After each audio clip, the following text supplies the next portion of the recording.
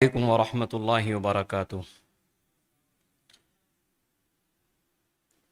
الحمد للہ والصلاة والسلام علی رسول اللہ، اما بعد۔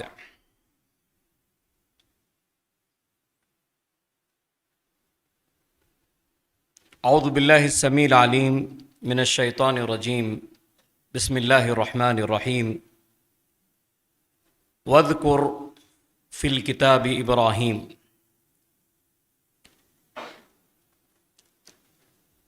محترم صدر انجمن، خصوصی مہمانان، جماعت کے بزرگ علماء، اس مجلس میں حاضر گجرات کے طلباء، مقامی علماء، آج کی اس مجلس میں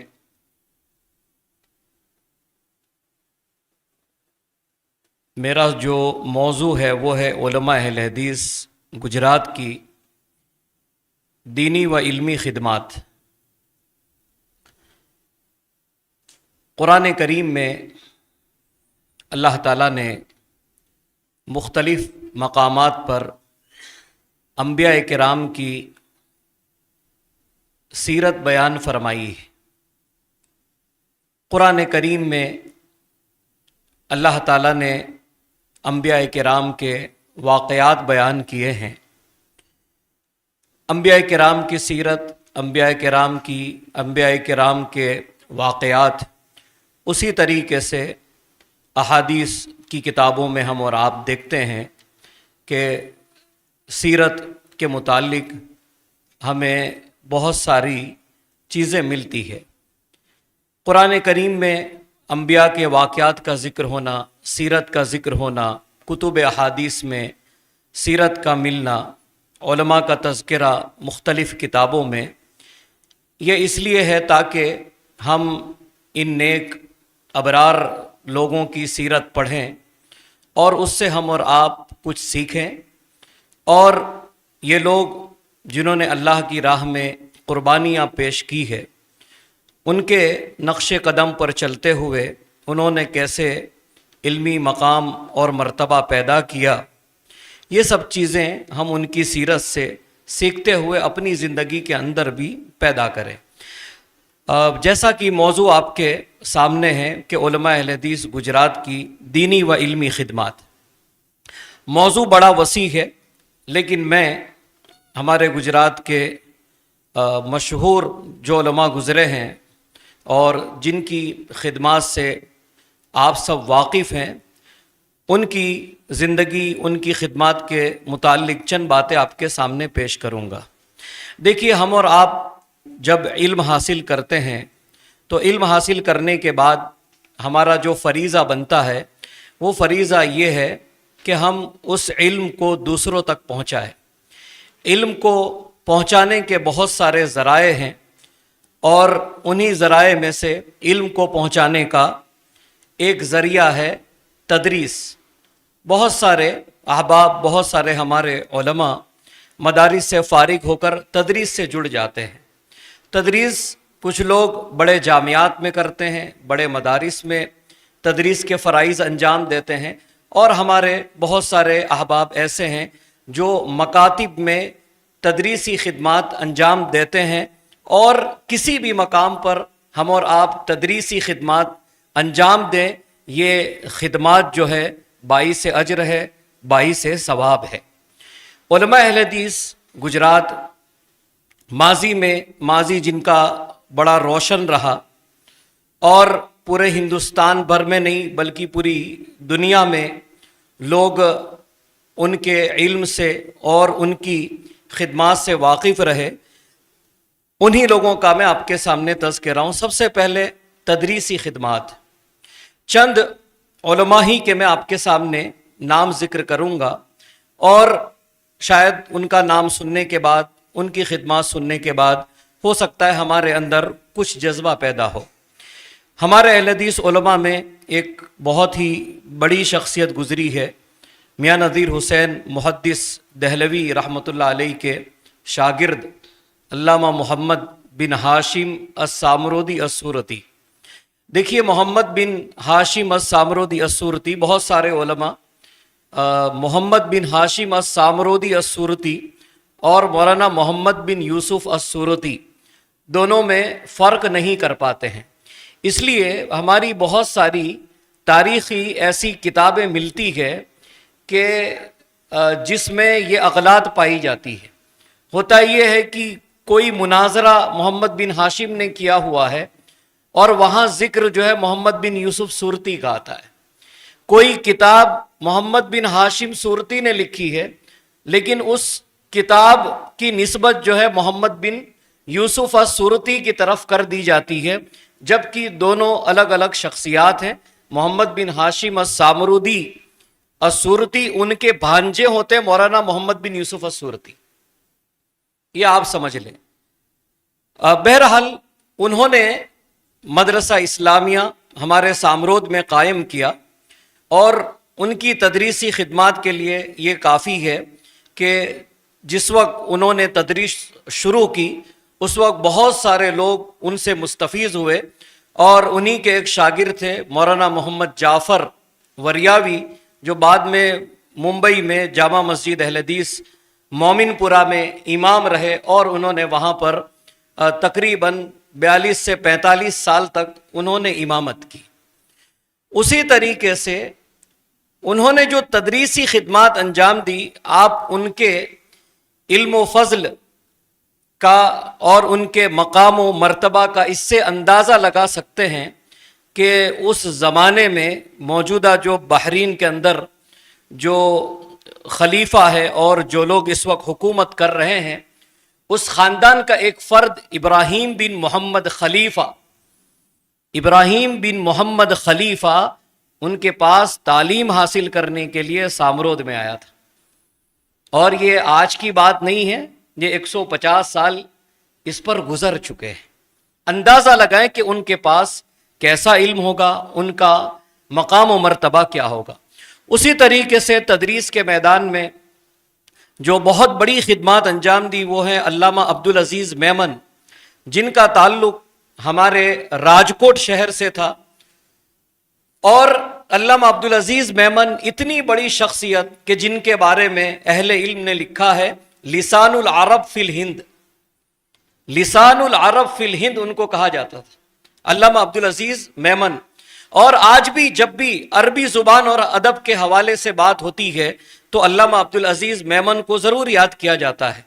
آپ کی جو تدریسی زندگی، بہت سارے مقامات پر آپ نے اپنی تدریسی خدمات انجام دی، اس میں سے اورینٹل کالج لاہور میں آپ 1920 سے 1925 تک تدریسی فرائض خدمات انجام دیتے رہے۔ اس کے بعد علی گڑھ مسلم یونیورسٹی، علی گڑھ مسلم یونیورسٹی میں علامہ عبدالعزیز میمن نے 1925 سے 1950 تک خدمات انجام دی۔ علی گڑھ مسلم یونیورسٹی جو ہم اور آپ جانتے ہیں کہ آج وہ یونیورسٹی کس مقام پر ہے، اور اس میں شعبہ عربی کے وہ صدر بھی تھے اور ان کے شاگردوں کی ایک بڑی فہرست۔ اس کے بعد ہم دیکھتے ہیں ابو عبداللہ محمد بن یوسف السورتی، جن کو ہم مولانا محمد سورتی کہتے ہیں، جن کی مشہور کتاب تقریباً ہندوستان کے اکثر ادارے میں پڑھائی جاتی ہے، اظہار العرب۔ یہ اظہار العرب کتاب جو ہے یہ انہوں نے جامعہ ملیہ کے بچوں کے لیے لکھی تھی۔ جب وہ پڑھانے کے لیے گئے اس وقت جامعہ ملیہ کے اندر عربی زبان میں اشعار کا کوئی ایسا مجموعہ نہیں تھا، ایسا پاکیزہ مجموعہ کہ اس میں ایسے اشعار ہو جس میں حکمت، دانش اور اس کے اندر نصائح، اخلاق، ان سب کو ذکر کیا جائے۔ تو اس وقت درخواست کی گئی کہ آپ کوئی ایسی کتاب لکھیے، تو انہوں نے جامعہ ملیہ کے طلباء کے لیے کتاب لکھی تھی اظہار العرب۔ مولانا محمد سورتی رحمۃ اللہ علیہ جامعہ ملیہ میں تقریباً 10 سال تک رہے، 10 سال تک آپ نے وہاں پر خدمات انجام دی، یہی جامعہ ملیہ جس کو آج آپ جانتے ہیں۔ بہرحال اس کی بڑی تاریخ ہے، پہلے علی گڑھ میں تھا، پھر دہلی میں آیا، دہلی میں بھی پہلے کرول باغ کے اندر آیا، پھر کرول باغ سے منتقل ہوتے ہوئے ابھی جو ہم اور آپ دیکھ رہے ہیں جامعہ نگر جس کو کہتے ہیں، یہاں پر موجود ہے، وہاں پر آپ نے خدمات انجام دی۔ اسی طریقے سے علامہ عبدالجلیل سامرودی رحمۃ اللہ علیہ، آپ نے 1910 سے 1972 تک 62 سال تک آپ نے تدریسی خدمات انجام دی، ایک ہی جگہ پر 62 سال تک۔ اور ان 62 سال کے اندر آپ کے پاس جو طلبہ پڑھنے آتے تھے، یہ وہ طلبہ ہوتے تھے جو مدارس سے فارغ ہو کر جاتے تھے، مدارس سے فارغ ہو کر، مدرسے سے بچے فارغ ہو جاتے تھے، اس کے بعد یہ تھا کہ اب کہاں پڑھنا ہے، تو وہ مولانا کے پاس آتے تھے۔ اور اس زمانے میں آپ کو حیرت ہوگی کہ سامرود ہمارے یہاں پر لائٹ بھی نہیں تھی، ہمارے یہاں لائٹ آئی ہے 1974 میں، لائٹ ہمارے یہاں 1974 میں آئی ہے، مولانا کا انتقال 1972 میں ہوا ہے، لیکن اس زمانے میں ان کے پاس افریقہ سے طلبہ پڑھنے آتے تھے، انڈونیشیا سے یونس دمیری، عبداللہ دمیری، ایسے کئی علماء جو انڈونیشیا سے آئے اور آپ کے پاس انہوں نے آ کر حدیث پڑھی۔ بلکہ یونس دمیری وہ ہے کہ جنہوں نے یہاں سے فراغت کے بعد 1935 یا 36 میں انڈونیشیا کے اندر جا کر دارالحدیث قائم کیا۔ اور مولانا سامرودی کا جو تدریس کے اندر سب سے بڑی جو خوبی تھی وہ ان کا نصاب تعلیم تھا، اور آج وہ نصاب تعلیم میں سے کچھ کتابوں کا میں آپ کے سامنے ذکر کرتا ہوں کہ آپ کو یہ ہوگا کہ آخر لوگ پڑھنے کیوں جاتے تھے۔ اس کی وجہ تھی نصاب۔ مولانا عبدالجلیل سامرودی صاحب پڑھاتے کیا تھے؟ کیا پڑھاتے تھے؟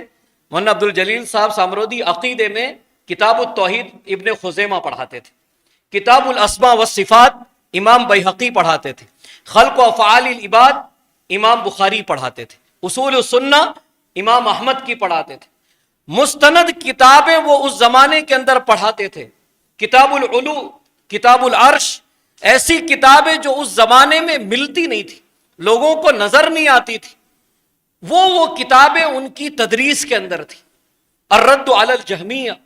اور ان کا ایک بڑا نصاب ہے جو میں نے ان کے شاگردوں سے ملاقات کر کے میں نے حاصل کیا کہ انہوں نے کیا پڑھا، کب پڑھا۔ بہرحال بہت بڑی چیز یہ ہے کہ 1910 سے 1972 تک 62 سال تک خدمات انجام دینا یہ معمولی بات نہیں ہے۔ اسی طریقے سے ہم اور آپ دیکھتے ہیں بیچ میں مولانا محمد صورتی کی بات آئی تھی، مشہور مدرسہ دارالحدیث رحمانیہ، رحمانیہ کون نہیں جانتا؟ دارالحدیث رحمانیہ میں آپ نے پڑھایا۔ دارالحدیث رحمانیہ کے بعد ہندوستان کا اور ایک بڑا مشہور ادارہ جامعہ رحمانیہ بنارس، آپ وہاں پر بھی تعلیم تدریسی خدمات انجام دیتے تھے۔ اس کے بعد انہوں نے ممبئی میں ریپن روڈ آج کہا جاتا ہے جو مومن پورہ ہے، مومن پورہ میں مولانا محمد صورتی رحمۃ اللہ علیہ نے 1935 میں دارالحدیث قائم کیا، دارالحدیث ممبئی میں، وہ اس ادارے کے بانی تھے۔ اور ایسی بہت سارے مقامات ہیں جہاں پر انہوں نے تدریسی خدمات انجام دی، اور ان سے پڑھنے والے یہ بھی بڑے مشہور ہیں، عرب دنیا کے ایک بہت بڑے عالم گزرے ہیں سلیمان بن عبد الرحمن آل ہمدان، انہوں نے ان کے پاس ہی تعلیم حاصل کی۔ اسی طریقے سے عبدالعزیز السماعیل، جن پر عربی زبان میں ایک کتاب آئی ہے، عقیدے میں ان کی بڑی خدمت ہے، عبدالعزیز السماعیل نے اس کچھ کے محدث مولانا عبدالرحیم پچھمی سے بھی پڑھا، اور مولانا محمد صورتی رحمت اللہ علیہ کے پاس بھی انہوں نے تعلیم حاصل کی۔ اسی طریقے سے مولانا محمد جناگڑی رحمت اللہ علیہ نے مدرسہ محمدیہ 1916 سے 1941 تک دہلی میں تھا، وہاں پر آپ تدریسی فرائض، تدریسی خدمات انجام دیتے تھے۔ بہرحال ایسے بہت سارے نام ہیں، بہت سارے ہمارے بڑے علماء گزرے، لیکن وقت اتنا نہیں ہے کہ میں آپ کے سامنے بہت ساری باتیں پیش کر سکوں۔ ایک نیا نام ہو سکتا ہے آپ کے لیے، نام نیا ہو، اور وہ نیا نام ہے مولانا ابو العلا محمد اسماعیل گودھروی، گودھرا، جہاں پر آج ہم کہتے ہیں کہ بعد میں مسجد اہل حدیثوں کی تعبیر ہوئی۔ مولانا ابو العلا محمد اسماعیل گودھروی رحمت اللہ علیہ نے مدرسہ اسلامیہ رانچی میں پڑھاتے تھے۔ مدرسہ اسلامیہ رانچی کون سا ادارہ ہے بھائی؟ مولانا ابو الکلام آزاد نے یہ ادارہ اس وقت رانچی بہار میں قائم کیا تھا، اور اس وقت قائم کرنے کے ساتھ ہی مولانا ابو الکلام آزاد کو جیل میں جانا پڑا تھا، तब उन्होंने दावत दी थी अबुल उला मोहम्मद इस्माइल गोदरवी को कि आप आए और यहाँ पर तदरीसी खिदमत अंजाम दें। उसी तरीके से मौलाना अब्दुल लतीफ जूनागढ़ी रहमतुल्लाह अलैह 1950 तक बराबर पाबंदी से इटावा में पढ़ाते थे, इटावा, और इटावा में उनके जमाने में फरागत तक तालीम होती थी। फिर उसके बाद जो है वो जूनागढ़ आ गए। ऐसे बहुत सारे उलमा हैं। नडियाद का हमारा एक इदारा बड़ा मशहूर है जिसको हम और आप जामिया रहमानिया के नाम से जानते हैं।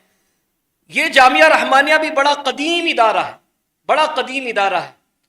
पुराने अखबारात के अंदर मिलता है कि 1927 में वहां पर खुद नडियाद के ही बड़े आलिम मौलाना मोहम्मद इब्राहिम नडियादी वहां पर तदरीसी खिदमत अंजाम देते थे। बहरहाल फिर कच्छ की अगर बात आ जाए, इससे पहले भी जब मैं आया था तो मैंने आपके सामने दारुन नसीहा गोरेवाली के हवाले से मैंने आपसे बात की थी कि ये इदारा कब कायम हुआ। लोग कहते हैं अभी का है, लेकिन जो पुराने अखबारात में जो चीजें जिक्र की गई है उसके हिसाब से उस इदारे का वजूद 1930 में भी था। 1930 में भी दारुन नसीहा गोरेवाली इदारा मौजूद था।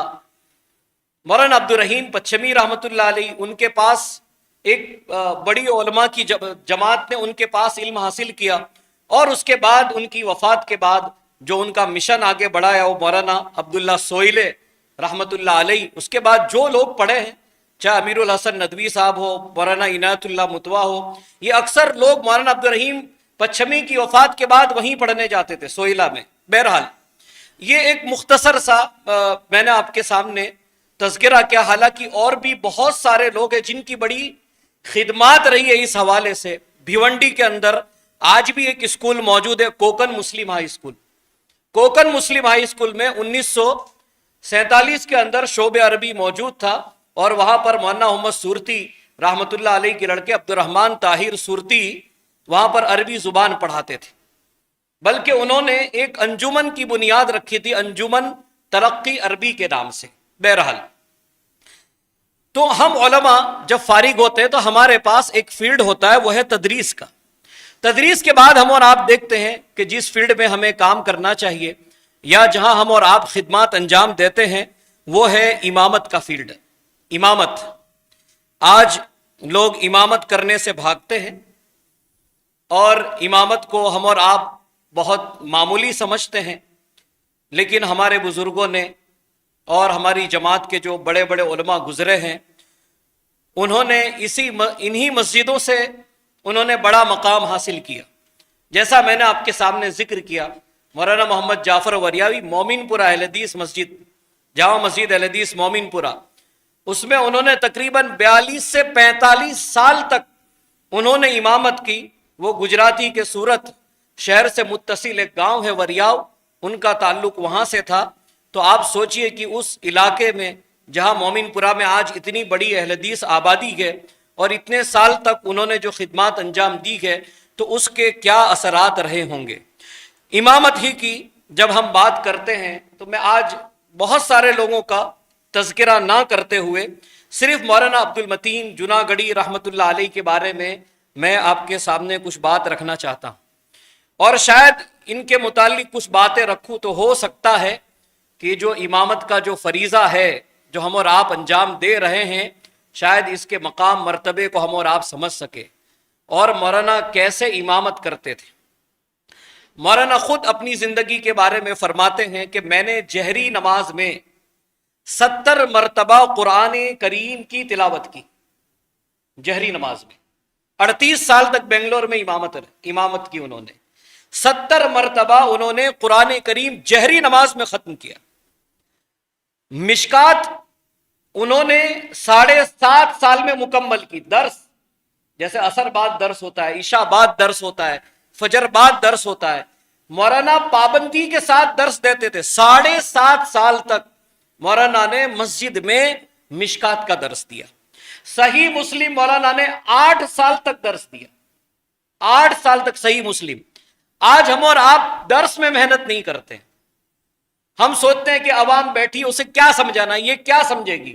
क्या यही चीज वो अगर सोचते तो क्या मिशकात खत्म कर सकते थे? लेकिन इंसान पढ़ता है, मुताला करता है, जो सीखता है वो लोगों को पहुंचाता है। वो ये नहीं देखता उसके सामने कितने लोग बैठे हैं, 8 साल तक सही मुस्लिम मौलाना ने दर्स में पढ़ करके शरह करके खत्म की, और सही बुखारी को मौलाना ने 15 साल तक दर्स दिया। 15 साल तक। आप इल्म की बरकत देखिए। इमामत करते हुए उन्होंने कैसा फरीजा अंजाम दिया होगा। जब वो गए थे तो 3-4 मस्जिदें बेंगलोर के अंदर थी। बाद में मौलाना का जब इंतकाल हुआ, आप उस वक्त के हजरात से पूछ ले कि मस्जिदों की तादाद कितनी बढ़ गई। और मौलाना को अल्लाह ताला ने बहुत कवी हाफजे से नवाजा था। मैं चाहता हूं कि वो आपके सामने जिक्र कर दूं। और भी बहुत सारे लोग हैं, लेकिन जब बात उनकी छिड़ी है तो मैं आपके सामने कह रहा हूं। मौलाना ने 20 पारे जो है अपने वालिद से के पास हिफ्ज किए थे। 20 पारे। मौलाना अब्दुल लतीफ भी हाफिज थे।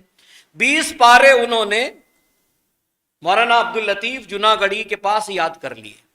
मौलाना कहते हैं कि आखिरी जो 10 पारे थे, वो 10 पारे मैंने सिर्फ 3 दिन में याद कर लिए। 3 दिन में, 3 दिन में आखिरी के 10 पारे याद कर लिए। कहा इसकी वजह क्या है?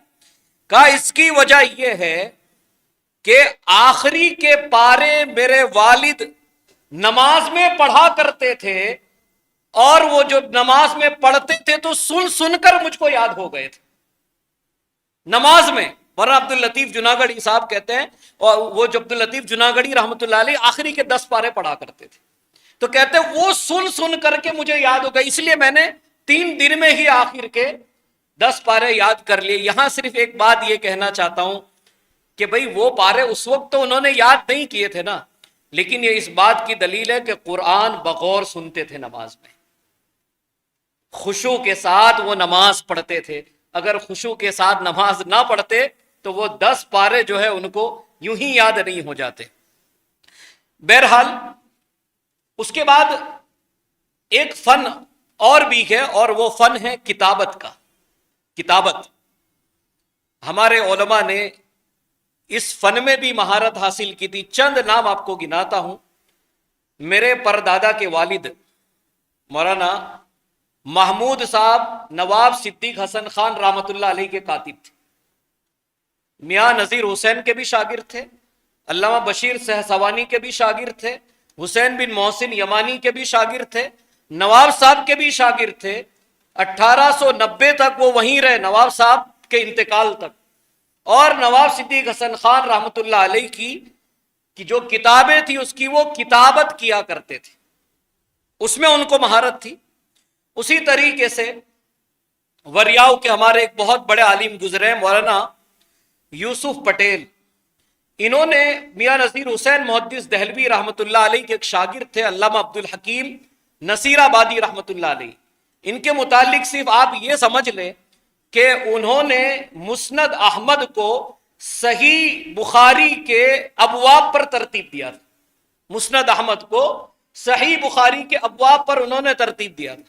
ये मुस्नद अहमद जो सही बुखारी के अबवाब पर तरतीब दी गई, इसकी किताबत भी मौलाना यूसुफ पटेल रहमतुल्लाह अलैह जो थे उन्होंने की थी। इनका भी ताल्लुक जो है हमारे गुजरात से ही है।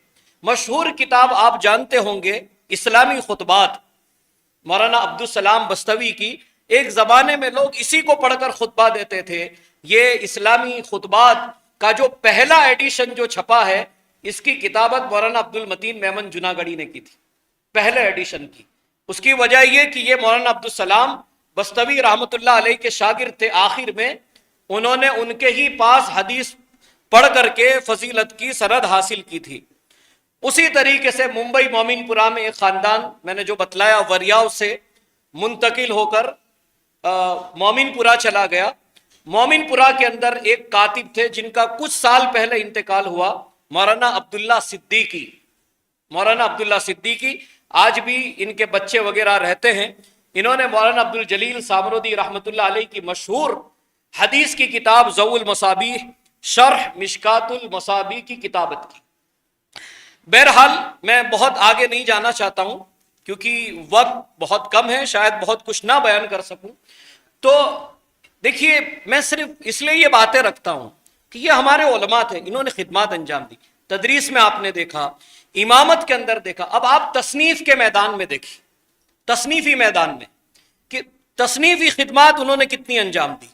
سب سے پہلے اگر ہم عقیدے کی بات کریں، عقیدے کی، تو عقیدے میں ہم اور آپ پہلے یہ دیکھیں کہ اس زمانے میں جو عقیدے کی مشہور کتابیں تھیں، اور وہ کتابیں جن سے ہمارے عقائد کی اصلاح ہوتی ہے، ان کے ترجمے کا کام شروع ہوا۔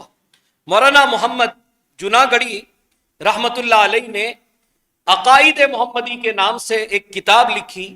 یہ جو عقائد محمدی ہے، یہ امام احمد بن حنبل رحمت اللہ علیہ کے رسالہ اصول السنہ کا ترجمہ ہے، اصول السنہ کا ترجمہ۔ اور اس کے بعد امام ابن تیمیہ رحمت اللہ علیہ اور امام ابن قیم الجوزیہ، ان کی کتابوں کے ترجمے شروع ہوئے۔ تو ان کے جو ترجمے شروع ہوئے، اس میں بہت بڑا نام جو میں نے آپ کے سامنے پہلے ذکر کیا، وہ ہے مولانا ابو العلا محمد اسماعیل گودھروی، جن سے مولانا ابوالکلام آزاد نے درخواست کی تھی کہ میں چاہتا ہوں کہ امام ابن تیمیہ اور امام ابن قیم کی کتابوں کے ترجمے ہو۔ تو پہلے تو مولانا ابوالکلام آزاد رحمت اللہ علیہ نے حجت اللہ البالغہ کے ترجمے کے لیے دو لوگوں کو منتخب کیا، ایک مولانا محمد صورتی اور ایک مولانا ابو العلا محمد اسماعیل گودھروی۔ تو یہ ترجمہ جو ہے بعد میں حجت اللہ البالغہ شاہ ولی اللہ کی مشہور کتاب ہے، اس کا ترجمہ جو ہے ابو العلا محمد اسماعیل گودھروی رحمت اللہ علیہ نے کیا۔ پھر اس کے بعد جو امام ابن تیمیہ رحمت اللہ علیہ کی جو کتابوں کے تراجم تھے، اس میں ہمارے علماء نے ان کتابوں کے ترجمے میں بڑی خدمت انجام دی ہے۔ میں صرف کتابوں کے نام گنواتا ہوں کہ شاید ان کتابوں کے نام سن کر، اور ہو سکتا ہے عربی میں ہم نے پڑھی بھی ہو، السیاست الشرعیہ، امام ابن تیمیہ رحمت اللہ علیہ کی کتاب ہے السیاست الشرعیہ۔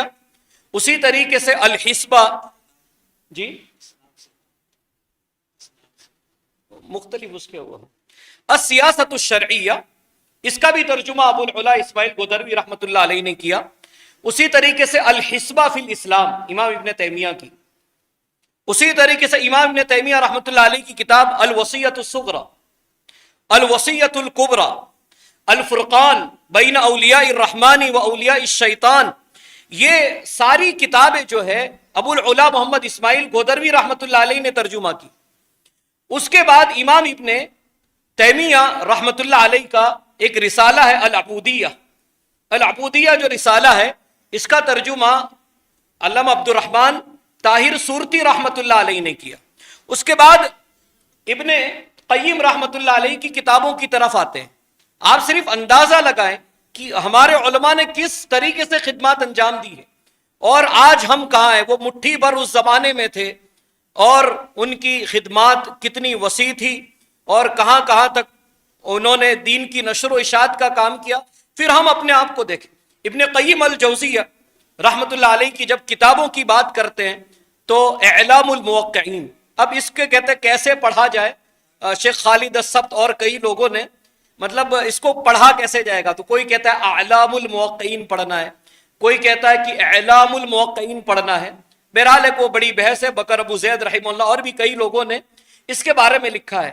انتہائی جامع کتاب ہم اور آپ جانتے ہیں، اس کا ایک ترجمہ کیا مولانا محمد جناگڑھی رحمت اللہ علیہ نے دین محمدی کے نام سے، مولانا محمد جناگڑھی رحمت اللہ علیہ نے، کیونکہ ہم بات عقیدے کی اس میں کر رہے ہیں۔ اور اسی طریقے سے اس کا دوسرا ترجمہ کیا مولانا عبد الجلیل سامرودی رحمت اللہ علیہ نے، اور یہ ان کا جو ترجمہ تھا یہ قسط وار صحیفہ اہل حدیث میں شائع ہوتا تھا، لیکن بعد میں وہ سلسلہ منقطع ہو گیا، اور صحیفہ اہل حدیث میں یہ مکمل کتاب جو ہے ترجمے کی شکل میں شائع نہیں ہو سکی، اس کا ترجمہ کیا۔ اسی طریقے سے مشہور کتاب ہے الجواب الکافی لمن سأل عن الدواء الشافی، امام ابن قیم کی۔ اس کتاب کا ترجمہ جو آپ مارکیٹ میں دیکھ رہے ہیں اس وقت اویلیبل ہے، جو دارالعلم نے بھی شائع کیا، اس سے پہلے بھی لوگوں نے شائع کیا، یہ ترجمہ بھی مولانا ابو العلا محمد اسماعیل گودھروی رحمت اللہ علیہ کا ہے۔ اسی طریقے سے ایک کتاب امام ابن قیم کی الطرق الحکمیہ فی السیاست الشرعیہ، اس کا ترجمہ جو ہے علامہ عبد الرحمن طاہر صورتی رحمت اللہ علیہ نے کیا۔ تو یہ کہ کتابوں کے تراجم، پھر اس میں اگر ہم مزید دوسری طرف چلے جائیں اور بھی بہت بات ہو سکتی، بہرحال میں اتنا ہی آپ کے سامنے کہنا چاہتا ہوں۔ اب عقیدے کے اندر کتابیں، حالانکہ اور بھی کتابیں میں نے بتایا، تطہیر الاعتقاد امام صنعانی کی، اس کا ترجمہ مولانا عبد المتین جناگڑی رحمۃ اللہ علیہ نے کیا۔ تطہیر الاعتقاد، حدیث اعتقاد کے نام سے اس کا ترجمہ چھپا ہوا ہے۔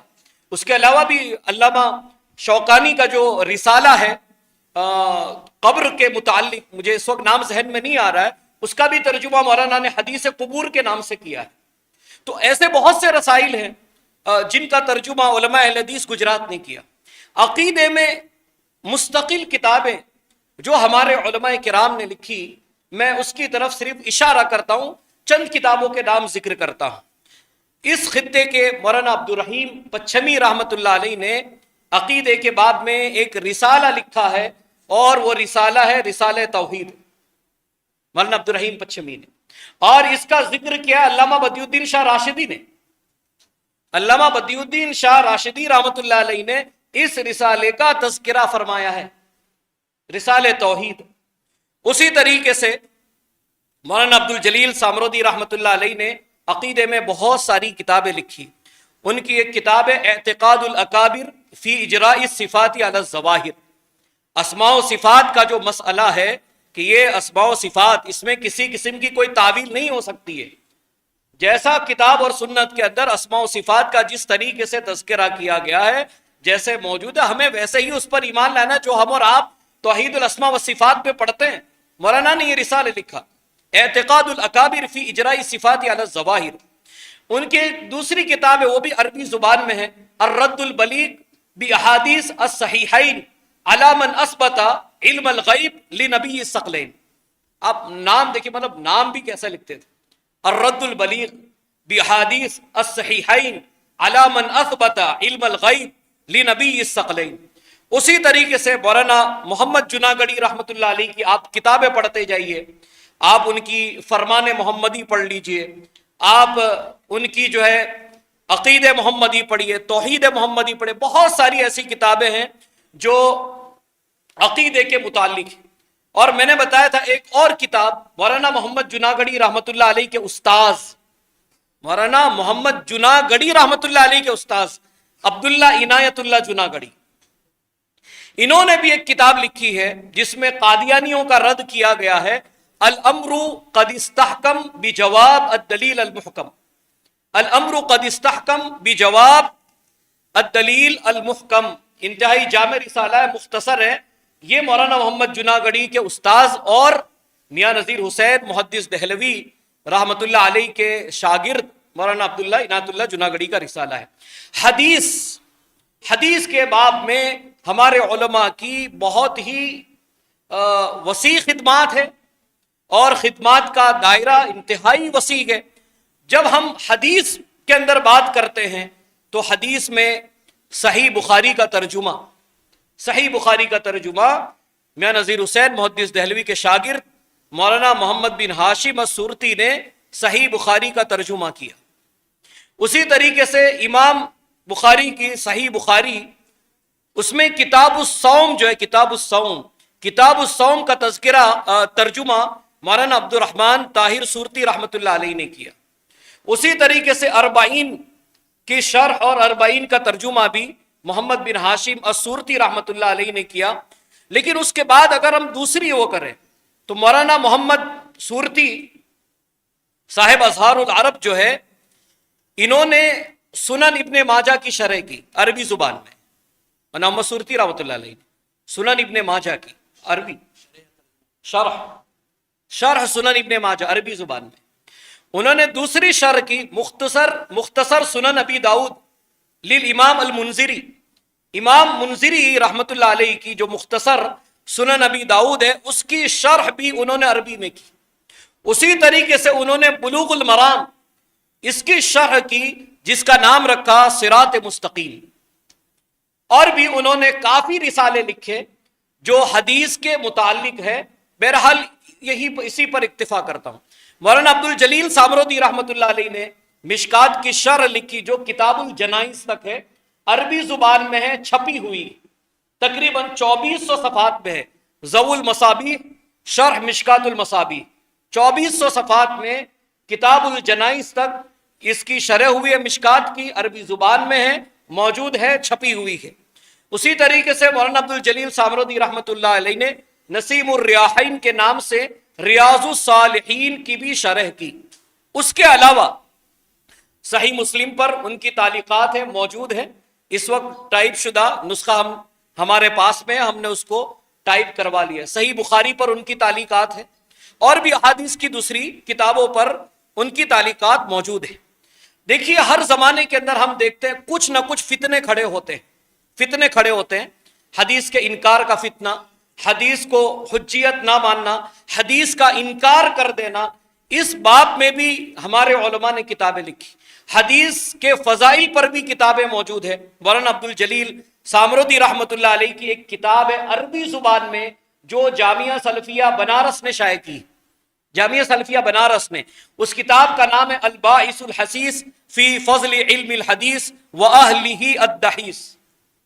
الباعث الحسیس فی فضل علم الحدیث واہلہ الدحیث، جامعہ سلفیہ نے جو ہے یہ کتاب شائع کی ہے۔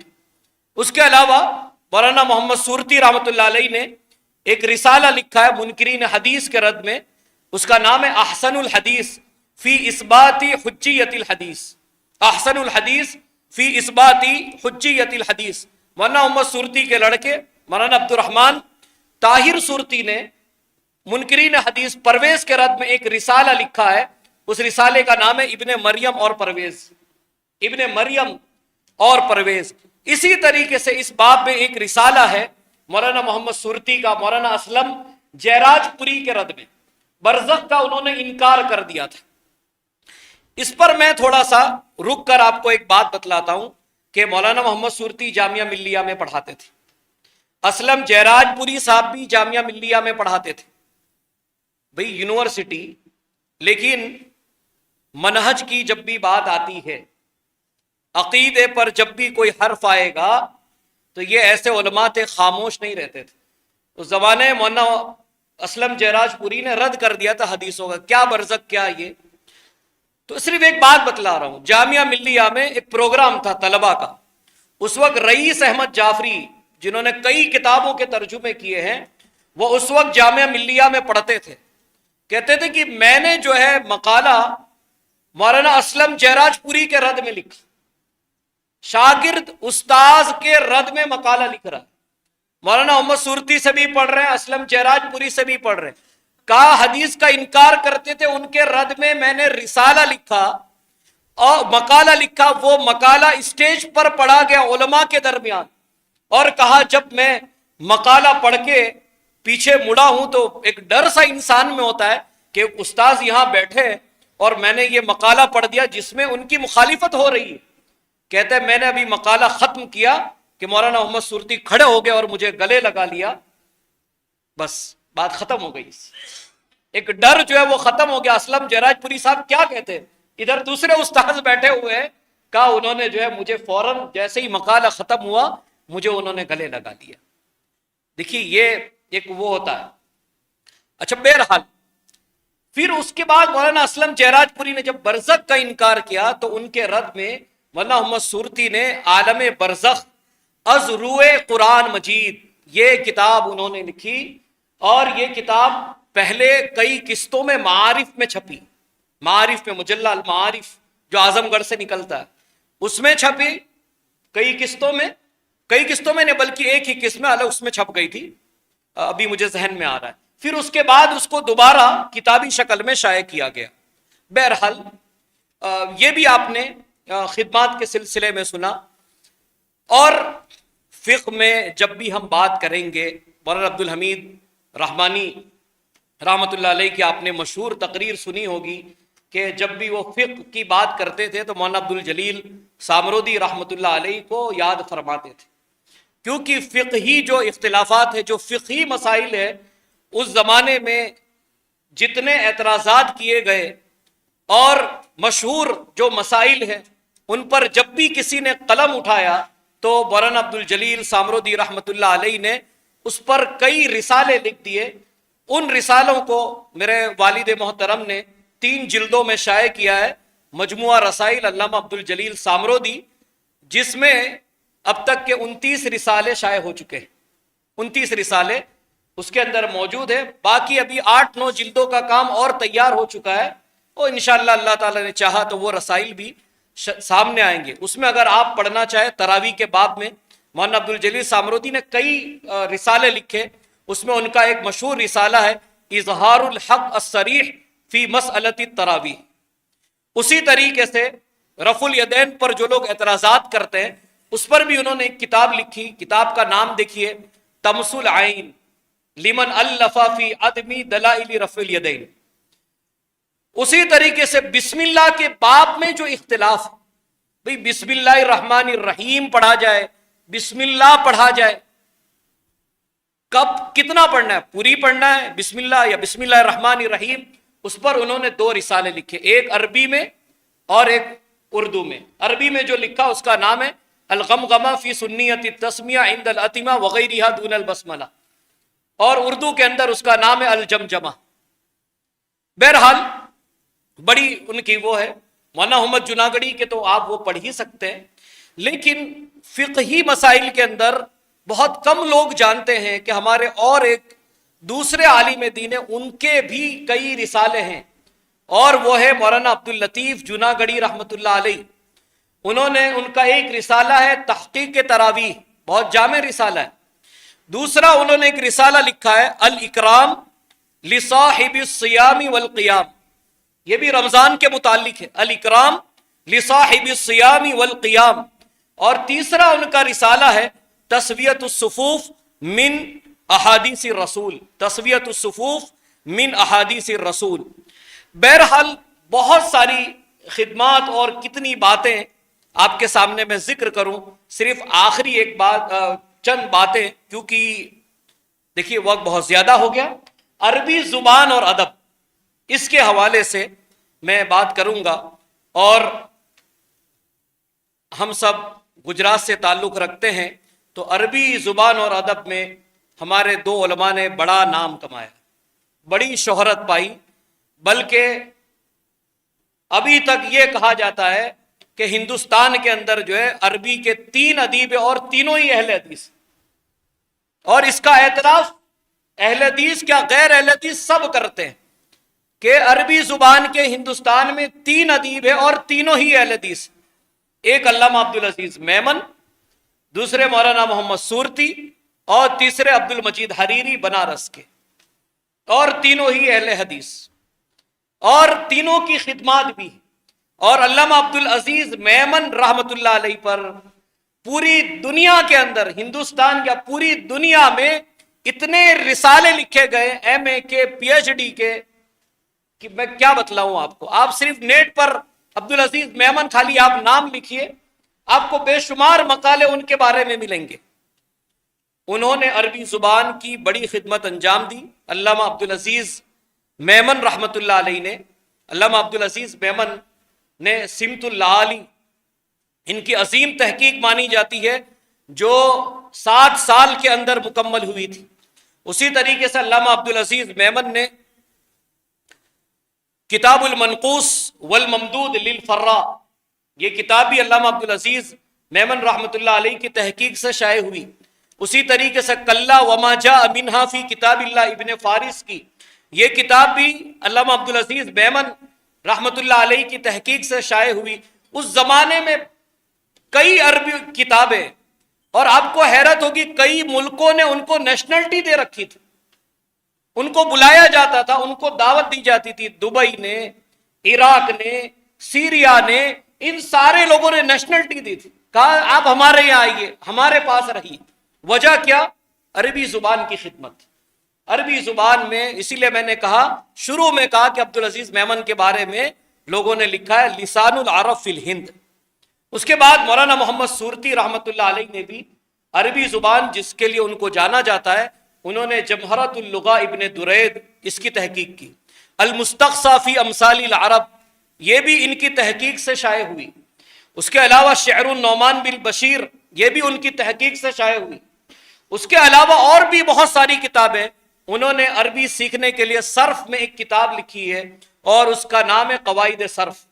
304 یا 20 صفحے کی کتاب ہے، اور یہ کتاب جامعہ ملیہ سے شائع ہو چکی ہے، جامعہ ملیہ سے یہ کتاب شائع ہو چکی ہے، صرف سیکھنے کے لیے بہت ہی اچھی کتاب ہے۔ اس کے علاوہ انہوں نے ایک کتاب اور لکھی، اس کتاب کا نام ہے المقرب فی النحو، المقرب فی النحو، اور ان کے جو لڑکے تھے عبد الرحمن طاہر سورتی، جن کے بارے میں نے پہلے بتلایا کہ انہوں نے انجمن ترقی عربی کی بنیاد رکھی تھی، انجمن ترقی عربی کی، انہوں نے عربی زبان سیکھنے کے لیے بہت سی کتابیں لکھی۔ اگر آپ نیٹ کے اوپر عبد الرحمن طاہر سورتی لکھیں گے تو آپ کو میرا مقالہ وہاں آپ کو مل جائے گا، اس میں سے صرف ایک ذکر کر رہا ہوں، پیارے رسول کی پیاری زبان، پیارے رسول کی پیاری زبان 24 حصوں پر مشتمل ہے یہ عربی زبان سیکھنے کے لیے۔ اسی طریقے سے انہوں نے لسان القرآن لکھی عربی زبان سیکھنے کے لیے، اور عربی سیکھیے کتاب لکھی۔ ایسے کئی سلسلے ہیں جو انہوں نے لکھے، اور جو ہے اس وقت جو ہے مختلف اداروں کے اندر جو ہے لوگوں نے اس کو نصاب میں شامل کیا۔ بہرحال یہ مختصر آپ کے سامنے علماء اہل حدیث کی دینی و علمی خدمات کا تذکرہ میں نے آپ کے سامنے رکھا، اور آخر میں ایک بات صرف کتاب التوحید کے متعلق ذکر کرنا تھا، وہ بات رہ گئی۔ کتاب التوحید کا جو ترجمہ ہے، اس کا 1299 ہجری میں ایک عربی ایڈیشن چھپا تھا ہندوستان میں، 1299 ہجری میں کتاب التوحید عربی میں شائع ہوئی تھی، اور 1300 ہجری میں میاں نذیر حسین محدث دہلوی کے شاگرد مولانا عبد الحلیم شرر نے اردو میں اس کا ترجمہ کیا تھا۔ یہ اس کا پہلا ترجمہ مانا جاتا ہے، اور اس کے بعد کسی نے ترجمہ کیا ہو میرے علم میں نہیں ہے۔ پھر مولانا محمد سورتی جن دنوں جامعہ ملیہ میں تھے تو انہوں نے کتاب التوحید کا ترجمہ کیا، جو 1350 ہجری میں شائع ہوا، اور یہ ترجمہ جو ہے جامعہ ملیہ نے شائع کیا۔ یعنی ہمارے علماء جہاں گئے انہوں نے اپنے اثرات ان یونیورسٹیوں پر، ان اداروں پر چھوڑے۔ یہ نہیں کہ وہاں جو چلتا تھا، جیسے چلتا تھا وہ ویسے ہی بن گئے۔ آج ایسا ہوتا ہے، بہت سارے ہمارے سلفی اداروں کے فارغین یونیورسٹیوں میں جاتے ہیں، لیکن ان کی اپنی کوئی شناخت نہیں، بلکہ وہ کون ہے، کس مسلک سے ان کا تعلق ہے، ان کا عقیدہ کیا ہے، اس کی بھی لوگ وضاحت نہیں کرتے ہیں۔ جبکہ ایسے علماء تھے کہ ان کی کتابیں یہ یونیورسٹیاں شائع کرتی تھی۔ اللہ رب العزت سے دعا ہے اللہ تعالیٰ جس طریقے سے ہمارے علماء کرام نے کتاب و سنت کی نشر و اشاعت میں بڑھ چڑھ کر حصہ لیا اور اپنی خدمات انجام دی، اللہ تعالیٰ ہمیں بھی اسی طریقے سے دین کی خدمات انجام دینے کی توفیق عطا فرمائے۔ اللہ تعالیٰ ہمارے علم میں، عمل میں، عمر میں برکت عطا فرمائے۔ آمین۔ وآخر دعوانا ان الحمد للہ رب العالمین۔